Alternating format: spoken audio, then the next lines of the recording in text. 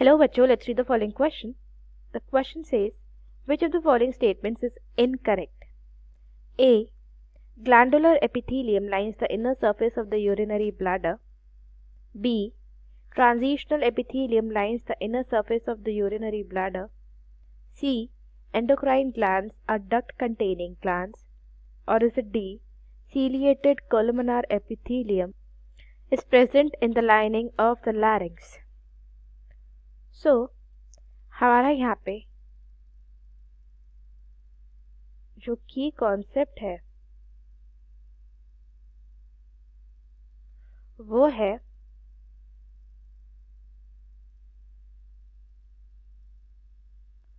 lining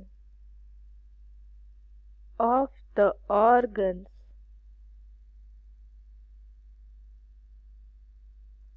in animals.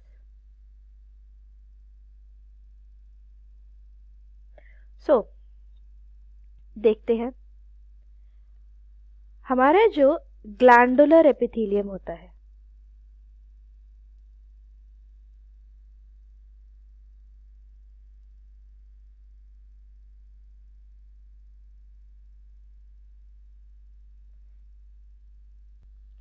वो epithelial tissue का वो टाइप है जो कवर करता है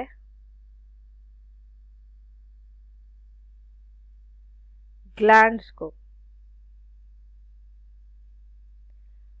दोनों टाइप के glands, both endocrine as well as exocrine.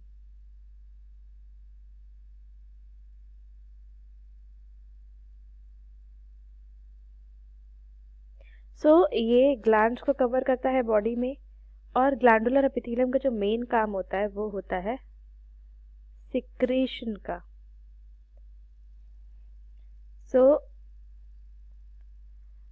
Glandular epithelium secretion करता है bye means of special cells called goblet cells.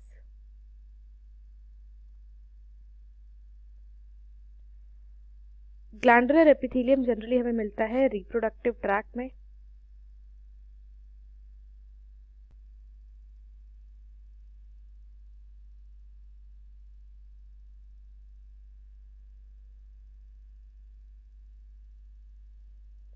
और ये लाइन करता है डाइजेस्टिव ट्रैक्ट को। जितना भी हमारा इंटेस्टाइन है उसकी लाइनिंग करता है ये।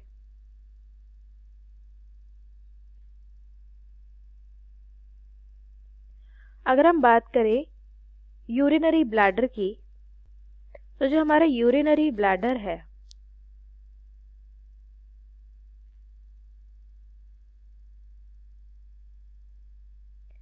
इसमें एक स्पेशल काइंड की एपिथेलियम होती है जिसको हम बोलते हैं ट्रांजिशनल एपिथेलियम, क्योंकि इसमें मल्टीपल लेयर्स होती हैं एपिथेलियल सेल्स की जो कॉन्ट्रैक्ट और एक्सपैंड करती हैं।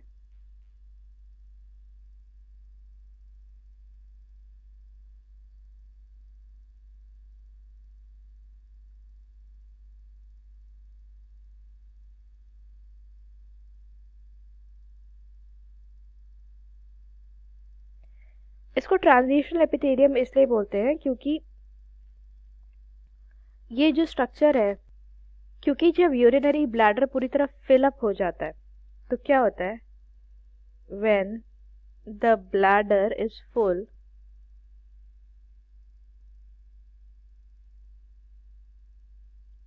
तो क्या होता है कि जो हमारी वॉल है ब्लैडर की, इट इंक्रीजेस, वॉल एक्सपैंड होती है।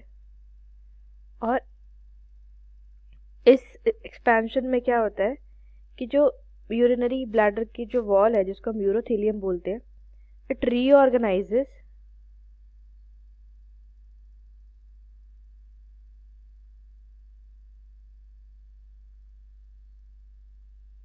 into 2 or 3 layers without any damage. Reorganise करती है into 2 or 3 layers और इसमें कोई डैमेज भी नहीं होता।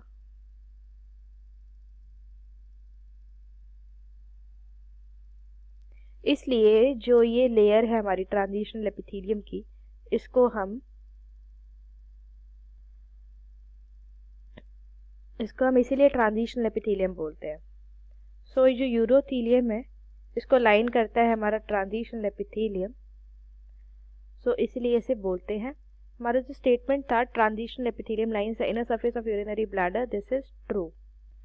नेक्स्ट हमारा है statement endocrine glands are duct containing gland, so this is also true because endocrine glands वो ग्लैंड्स होते हैं जिनमें डक्ट्स होती हैं और वो हार्मोन्स रिलीज करते हैं। सो endocrine glands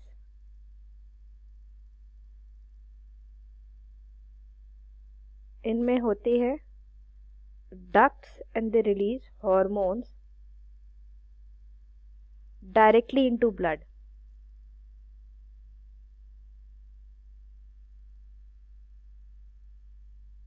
So this statement is also true.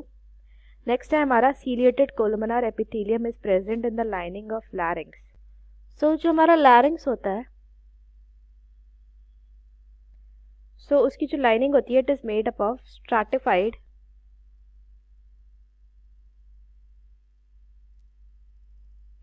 ciliated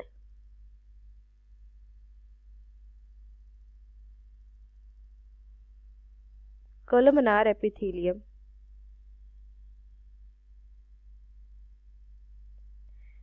और इससे क्या होता है कि जो सीलिया प्रेजेंट होती है यहाँ पे, इसकी वजह से क्या होता है कि सब्सटेंसेस का मूवमेंट होता है।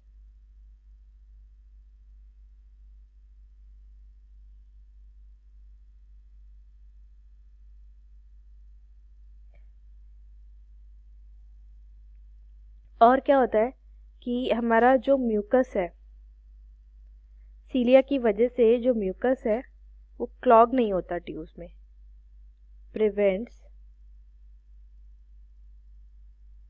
Clogging of mucus.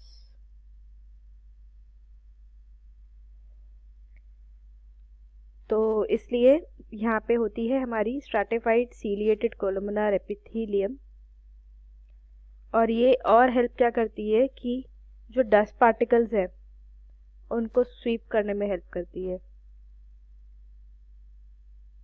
Sweeping dust particles.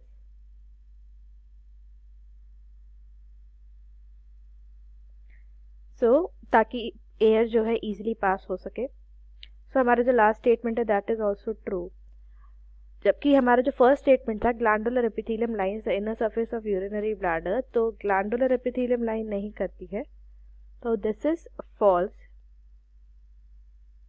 तो हमारे को इनकरेक्ट स्टेटमेंट सेलेक्ट करना था, तो हमारा incorrect statement is A. So the answer to this question is option A. I hope you understood it well. All the best.